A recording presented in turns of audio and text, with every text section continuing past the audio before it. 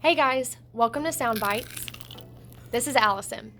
And I'm Ambrosia. We're happy that you are tuning in to the Sound Bites podcast. We are interns in the University of Central Arkansas's Masters of Science Dietetic internship. In short, we're spending 15 months learning a more in-depth approach to dietetics, and in the end, sitting for the RD exam and making our mark in the nutrition world. Buckle up because this is just the beginning. What's up, y'all? It's Allison. I have to admit, I have not been enjoying this cooler weather that decided to come through. It's seriously almost May, and we are hitting record lows. How bizarre. And I think it's actually supposed to be in the 80s on Monday. Weird. Anyways, today we are actually going to talk about a few staples that your kitchen needs to have. First, we're going to talk about all the appliances you need to have in your kitchen, or at least ones we think are important. First, we have my favorite, the rice cooker. Now, this can be used for cooking rice and steaming vegetables. Some rice cookers even have a multi-cook function where you can use it as a crock pot or a warmer as well, which is nice because we love multi-use things. Since we're talking about rice cookers, let me tell y'all, I am so sad. My rice cooker died 2 weeks ago. I was making sushi rice and I was so excited. And the rice was cooking and then it was like, meow. It was the rice cooker dying while I was making my sushi rice. It was so sad, and yes, it is still sitting on my counter because I'm scared. Not scared, I guess. I'm more sad to throw it away. I guess I probably should throw it away and buy a new one, but I just can't part ways with my rice cooker, y'all. I just love it so much. has a broken rice cooker sitting on her counter. It's not working. I just keep plugging it in every few days, hoping that it works. It's not gonna work. But anyways, rice cooker, definitely recommend. Well, I'm going to argue with a favorite here. I got a skillet for Christmas, which has completely changed my kitchen game.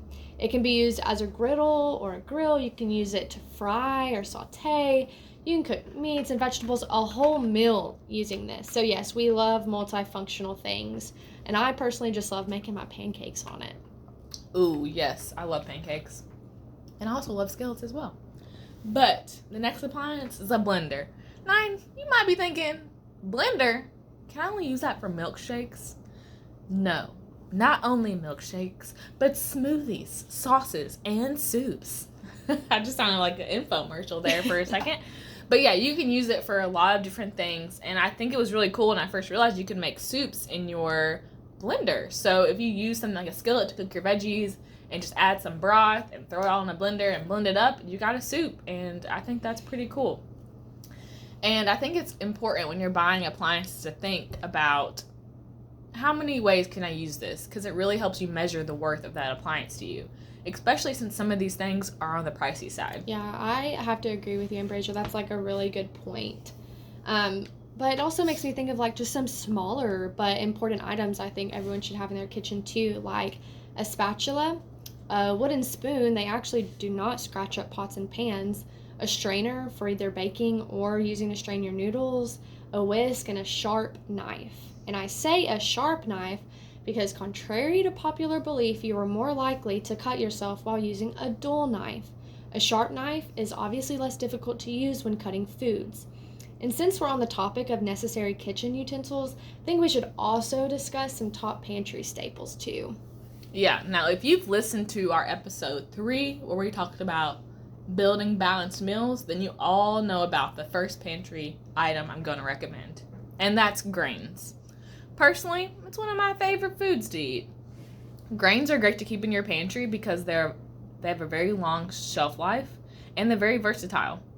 Some of my favorites include like penne pasta, rice, oats, and I like these 3 items because they include some savory dishes like pasta, spaghetti, or maybe rice on the side with a meat and vegetable, or even oatmeal chocolate chip cookies for dessert.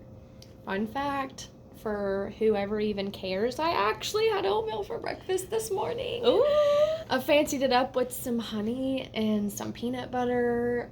I don't remember what else I added, but the honey and the peanut butter, it was just so good. We love a good whole grain. It was so good. But we also cannot forget our spices. Now, the key to spices is buying ones you can use more than once, like salt, pepper, sugar, garlic or onion powder, some basil or oregano, and depending on your preferred taste, you may want to keep Cajun seasoning, Italian seasoning, cumin, or cinnamon. I actually keep all of that. Yeah, those are some good spices to keep in your pantry. Thanks for sharing those, Allison. I have a few more staples I want to tell you guys about before we wrap up this episode. Flour is the first. Flour, of course, can be used for baking cakes, cookies, pie crust, but it also can be used to thicken sauces and serve as a part of your breading station if you're frying foods. Another staple I like to keep in my pantry is pasta sauce. I like to keep a tomato-based sauce and an Alfredo sauce in my pantry at all times to help on those nights I need a quick meal.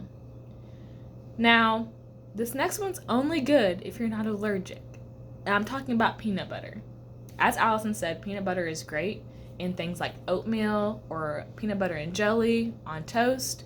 You can make a good sauce with it, or even just on a spoon for a snack. Lastly, I will have to say is chocolate chips. Now, hear me out. They aren't the most shelf stable, but I love keeping them in my pantry. I like to throw them in oatmeal bowls, pancakes, cookies, or add it to nuts for a trail mix, or just grab a few for a sweet treat. I really enjoyed this episode getting to talk about the technicals of a kitchen. So I hope this podcast helped level up your cooking game as it did mine. And I think it would be fun to debunk some common food myths next. So I hope you all join us. Now it's time for my lunch. We've been talking about this topic of staples in the kitchen and spices and just all the things that we can do with them, and I'm getting hungry. So, bye everyone.